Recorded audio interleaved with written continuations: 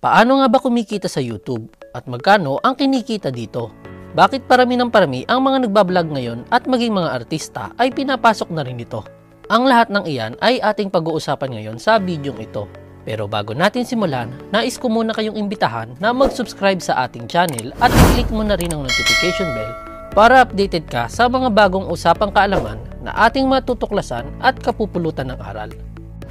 Alam mo ba na kahit ikaw ay pwedeng kumita sa YouTube? May talent ka man o wala, basta't maraming manonood sa iyong mga video ay maaari ka ng kumita. Walang pinipili ang YouTube, kaya kahit ikaw na ordinaryong tao ay maaaring sumikat o yumaman ng dahil dito. Pero bago mo makamit yan, may dalawang importanteng bagay na kailangan mo munang gawin. Kailangan mo munang magkaroon ng YouTube account at Google AdSense. Pag-usapan muna natin ang YouTube account. Gamit ang iyong Google account ay maaari ka nang makapag-sign in sa iyong YouTube account at kung may YouTube account ka na ay maaari ka nang makagawa ng sarili mong YouTube channel. Sa paggawa ng YouTube channel, pumili ng pangalan na akma sa tema ng iyong YouTube channel. Mas maikli at simple, mas madaling tandaan ng mga viewers mo. At kapag may YouTube channel ka na, maaari ka nang makapag-upload ng mga videos na gusto mo. Ngayong may mga videos ka na sa iyong YouTube channel, maaari ka na bang kumita sa YouTube? Ang sagot ay hindi pa. Kailangan mo munang mag-apply sa tinatawag na YouTube Partner Program. Dito ay susuriin ng YouTube ang mga videos na ina-upload mo kung ito ay hindi lumalabag sa mga panuntunan at mga polisiya ng YouTube. May mga videos kasi na hindi pinapayagan ng YouTube para ma-monetize ang isang YouTube channel. Gaya na lamang ng mga sexual content, nudity, harassment and cyberbullying, child safety at marami pang iba. Bawal din ang mga video na may copyright o yung mga videos na kinopya mo lang sa iba at inire-upload mo sa iyong channel. Maaari mong makita sa description sa ibaba ang iba pang detalye tungkol sa YouTube Community Guidelines. Kung wala naman sa mga nabanggit ang videos mo ay madali lamang itong maaprubahan ng YouTube at maaaring ma-monetize ang iyong channel. Paano naman makakapag-apply sa YouTube Partner Program? Para makapag-apply sa YPP, kinakailangan mo munang magkaroon ng 1,000 subscribers at 4,000 watch hours o 240 minutes sa loob ng isang taon. Mukhang mahirap kung iisipin, ngunit ang mga requirements na ito ay madali lamang kung ikaw ay porsigido sa iyong ginagawang mga video. Sabi nga nila, walang mahirap sa taong may pangarap. Payong kaibigan lang para sa mga nais pasukin ng pag-YouTube, isa sa mga maling nagagawa ng mga baguhan sa YouTube ay basta na lamang mag-upload ng mga videos kahit hindi naman interesado ang mga viewers nito. Wala namang masama sa ganoong gawain kung ang goal mo lamang ay ang maglibang at nais mo lamang ibahagi sa iba ang iyong mga personal vlog. Ngunit kung ang nais mo ay ang makilala o kumita sa YouTube, isa sa mga pinaka-importanteng dapat mong tandaan ay ang paggawa ng quality content. Gumawa ng mga bago at interesting video na patok at siguradong papanoorin ng mga tao. Maaari kang makakuha ng inspirasyon at ideya sa mga YouTuber at vlogger na hinahangaan mo. Ngunit di mo kinakailangan na gayahin ang ginagawa nila.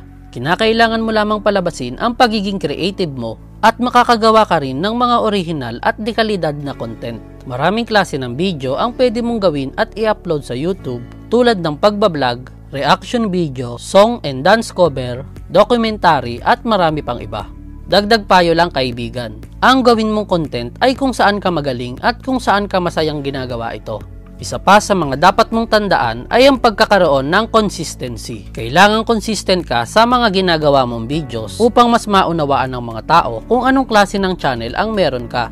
Hindi kasi pwedeng paiba-iba ka ng ina-upload dahil malilito ang mga manonood kung ano ba talaga ang dapat panoorin sa'yo. Hindi tulad ng may consistency na pag naisip pa lamang ang pangalan ng iyong channel ay alam na agad nila kung anong klase ng content ang mapapanood nila sa'yo. At pag nagawa mo na ang dalawang bagay na ito, ang quality content at consistency, asahan mong mabilis na mag-grow ang iyong channel. Ire-recommend ng YouTube ang mga videos mo sa ibang viewers at dito ay mabilis na dadami ang mga manunood sa iyo, pati na rin ang mga subscriber mo. At mabilis mo lamang makukuha ang 1,000 subscriber at 4,000 watch hours na requirements ng YouTube para makapag-apply sa YouTube Partner Program. Kapag marami ka ng viewers at nakapag-apply ka na sa YouTube Partner Program, kinakailangan mo namang gumawa ng account sa Google AdSense.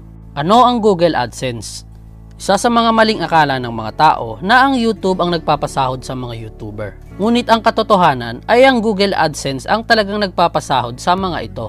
Para mas madaling maunawaan, maihahalin tulad ang sistemang ito sa isang patok na TV show. At dahil marami ang nanonood, magkakaroon nito ng maraming sponsor at mayroong maraming advertisement tuwing commercial break.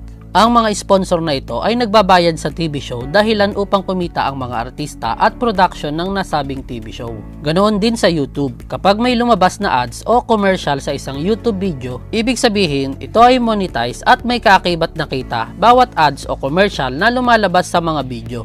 At ang mga ads na ito ay mula sa Google AdSense. Mas maraming ads at mas maraming manunood sa iyong mga video, mas malaking kita ang babayaran sa iyo ng Google AdSense. Magkano naman ang kinikita ng isang YouTuber sa Pilipinas? Ang kita ng isang YouTuber ay hindi nakadepende sa dami ng subscriber, like o comment sa isang video. Nakabase ito sa dami ng views na pumapasok. Kaya naman kahit 1,000 lang ang subscriber mo, ay maaari ka pa rin kumita ng malaki kung maraming views ang mga video mo. Nakadepende rin ito sa CPM o cost per 1,000 impressions na binabayaran ng advertiser sa kada 1,000 views na pumapasok sa YouTube videos mo.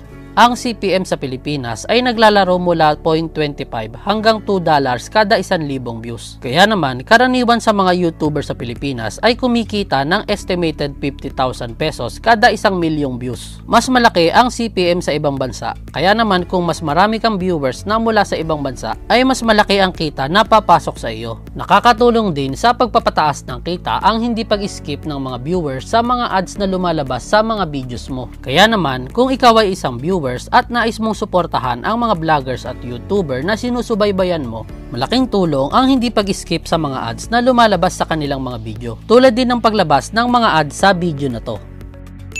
Ang isa pa sa maganda sa YouTube, kahit kumita na ang iyong mga YouTube at sinweldo mo na, maaari pa rin itong kumita ng kumita hanggat may nanonood pa rin sa mga video mo. Kaya kung mas marami kang video, mas maraming pagkakataon na kumita ka kahit pa wala ka ng ginagawa.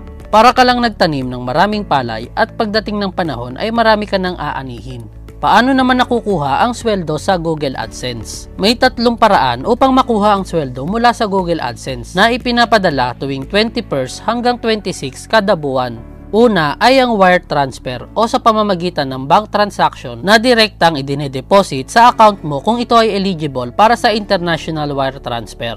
Pangalawa ay ang check payments. Medyo matagal ang prosesong ito dahil ang pagpapadala ng cheque ay sa pamamagitan ng postal service at inaabot ng ilang buwan bago matanggap ang cheque, kaya naman bihira ang gumagamit ng ganitong payment method. At ang pinakahuli at ang pinaka-common ay ang Western Union Quick Cash. Ito ang karaniwang ginagamit ng mga YouTuber dahil mas mabilis at convenient at mas malaki ang exchange rate. Kung sa bangko kasi ay maghihintay ka pa ng ilang araw bago pumasok sa iyong account at mas mababa din ang exchange rate. Di tulad sa Western Union na pagkapadala sa iyo ay agad-agad mo nang makukuha. Pero pinapayuhan ng Google AdSense ang lahat ng YouTuber na lumipat na ng ibang payment method dahil pagdating ng 2021 ay aalisin na ang Western Union na isa sa mga payment method ng Google AdSense. Marami na nga ang nabago ang buhay nang dahil sa pag-YouTube. Mula sa mga ordinaryong tao, parami ng parami ang mga nakikilala at gumagawa ng pangalan sa kani-kanilang larangan. Kaya ikaw na nangangarap at nagsisimula pa lamang sa pag-YouTube, huwag kang mawawalan ng pag-asa at lalong huwag kang panghihinaan ng loob. Maraming mga vlogger at YouTuber na tulad mo ay nagsimula lang din sa ibaba. Ipagpatuloy mo lang ang pagpupursige at pagtsatsaga at samahan mo na rin ng pagdarasal. Isang araw ay irerekomenda din ni YouTube ang mga videos mo at isang araw ay magiging isa ka na rin sa mga sikat na YouTubers at aabangan din namin ang mga bagong videos na ia-upload mo. Para sa iba pang katanungan at nais mong malaman tungkol sa pag-YouTube, i-comment mo lang sa ibaba at sisikapin kong tugunan ang iyong mga katanungan. I-like mo na rin ang ating video at mag-subscribe na rin sa ating channel. Marami pa tayong pag-uusapan, mga usapang kaalaman na ating matutuklasan at kapupulutan ng aral. Maraming salamat.